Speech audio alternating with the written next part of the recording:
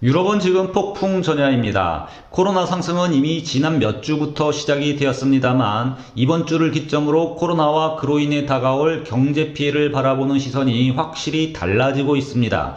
몇 주 전 코로나 시대에 일상으로 돌아가겠다는 독일 시민들이라는 영상을 올려드린 적이 있었습니다. 영상에서 그때의 분위기는 코로나를 무시하겠다는 시민들의 의사가 역력했었죠. 그러나 이번 주부터 시민들에게 재택근무를 본격적으로 강요하고 있고요. 거리의 사람들은 서로 간 거리두기를 위해 애쓰는 모습이 역력합니다. 무엇보다 코로나 위기에도 800년 이상 전통을 지켜온 크리스마스 시장을 강행하겠다던 몇몇 도시들도 급히 전격 취소를 하기 시작하자 시민들은 긴장하기 시작을 했습니다. 또한 그나마 유럽에서 코로나를 두고 가장 선방하던 독일에서도 감염자 수가 급증하자 앙겔라 메르켈 총리가 락다운 카드를 꺼내들었고 이제 독일도 본격적으로 시민들의 삶을 규제하기 시작했습니다.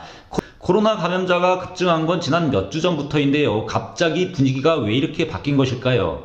바로 독일 정부가 락다운 카드를 꺼내자 이제 국민 경제와 국민 건강 사이에서 자리 잡던 그 균형이 깨지기 시작한 것으로 받아들여지고 있기 때문입니다.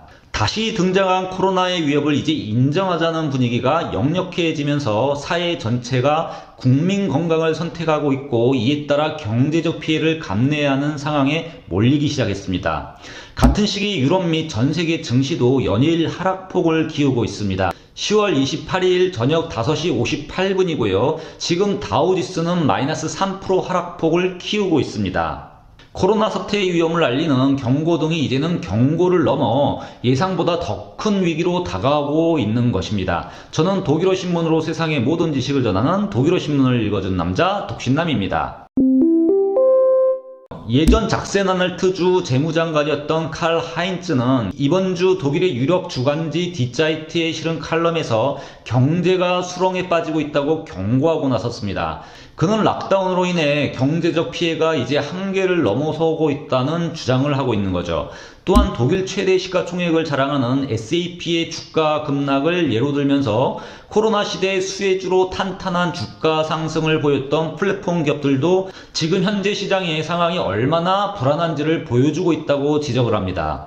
그는 또 정부가 락다운을 하는 것은 피할 수 없는 것으로 보인다. 정부는 백신이 나올 때까지 이 기간 수많은 기업들을 지원하여 인위적으로나마 위기의 시기에 버틸 수 있게 할 수는 있다. 그러나 아무도 더 좋은 시간이 언제 올지 모른다. 라며 이런 급상승하는 채무에 기반한 재정 정책들은 이제 불가능하기도 하며 그 부채는 수십 년 동안 다음 세대가 갚아나가야 할 만큼 이제 엄청난 부담이 될 것이라고 언급하고 있습니다. 즉 지금의 위기가 미래 세대까지 수렁으로 빠지게 하고 있다고 그는 주장을 하고 있는 겁니다. 그는 독일 국적기 루프트한자를 예로 들며 루프트한자는 이제 하루 1200만 유로씩 캐시버닝을 하고 있다고 말하고 있습니다. 그런데 이런 칼 하인츠 전 재무장관의 비관론이 너무 염세적인 것일까요? 그의 주장이 사실이라면 독일이 이 정도인데 다른 유럽은 더 심할 것으로 추측을 할 수 있습니다. 이미 수렁으로 빠지고 있는 유럽의 경제 침체를 두고 사실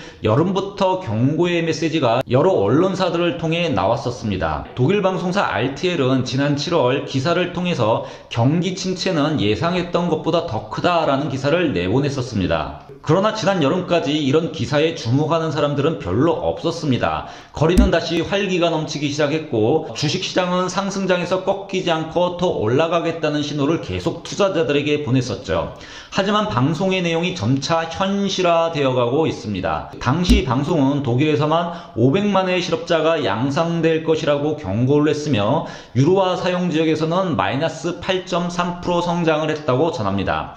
그리고 이를 경제적 락다운이라고 표현을 합니다. 이 단어로 코로나의 영향은 예상보다 더 심각했다는 것을 나타내는 것이죠. 그리고 여전히 우리는 폭풍의 바다를 항해하고 있으며 앞에는 더 많은 위험이 도사리고 있다고 전하며 그중 하나는 코로나 2차 확산이라고 지금 현재 오늘 주가 지수를 끌어내리고 있는 그 위험을 지적했습니다.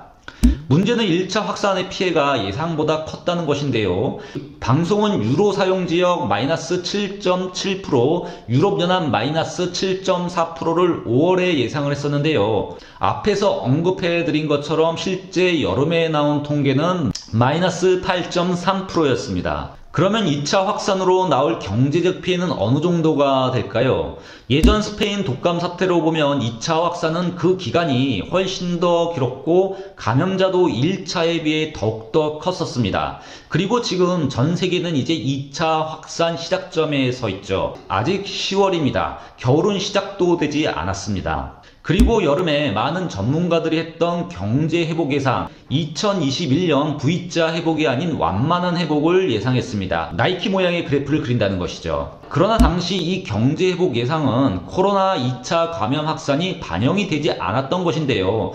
독일 국영방송 중 하나인 도이체벨레는 당시 이런 완만한 경기 회복에 대해 2차 확산은 전혀 고려되지 않았다며 이에 따라 여전히 큰 위협이 존재하고 있다고 지적했습니다. 또한 잠재된 위험 요소로 노동시장에 대한 영향은 생각보다 더 오래갈 수 있으며 많은 회사들의 유동성 문제도 커다란 위협으로 상존해 있다고 지적합니다. 여기에 유럽의 경제를 위협하는 가장 큰 변수 브렉시트가 남아 있습니다. 만약 합의를 하지 못한다면 경제회복 시나리오를 망치게 될 것이라고 도이치벨레 방송은 전합니다. 현재 영국과의 무역 협상은 아직 진전이 없는 중입니다. 이제 과도기는 2달 남았으며 마지막 순간에 협상을 이룰지가 초미의 관심사이죠. 그런데 이제 이도 이슈에서 다시 밀려나고 있습니다. 왜냐하면 유럽 시민들과 시장은 이제 2차 확산이 시작된 것을 목도하고 있기 때문입니다. 방송이 염려했던 2차 확산이 시작이 된 것이죠. 2021년 경제 회복 시나리오도 이제 무용지물이 되었습니다. 새롭게 예측을 하겠지만 훨씬 나빠질 겁니다. 여기에 노동시장 문제, 회사의 유동성 문제, 즉 파산 신청이 계속해서 엄청나게 밀려나오겠죠.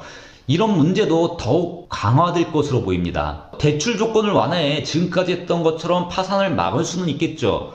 그러나 문제는 부채율의 증가입니다. 앞으로 상당 기간 회사들의 수익성은 악화되어 갈 것이고 팬데믹 후 소비 패턴은 완전히 달라져 기존의 비즈니스 모델이 통하지 않는, 그래서 고전해야 하는 회사들이 쏟아지게 될 겁니다. 여기에 치솟는 부채 비율을 감당하지 못할 회사들이 더욱더 많아지게 되겠죠. 그리고 이런 빚은 모두 다음 세대가 몇십 년 동안 갚아야 되는 빚이죠. 이런 점에서 칼 하인츠 전 재무장관의 비판이 일리가 없는 것은 아닙니다. 그리고 그는 지금 각 유럽이 쓰는 정책들은 단기적으로 보았을 때 자영업자들과 중소기업에 도움이 되겠지만 장기적인 관점으로 보았을 때 별다른 효과가 없을 것이라고 주장을 합니다. 과연 그의 말이 맞을까요? 유럽은 지금 어쩌면 헤어나지 못할 수렁으로 빠져들고 있습니다. 저는 독일어 신문을 읽어준 남자 덕신남입니다.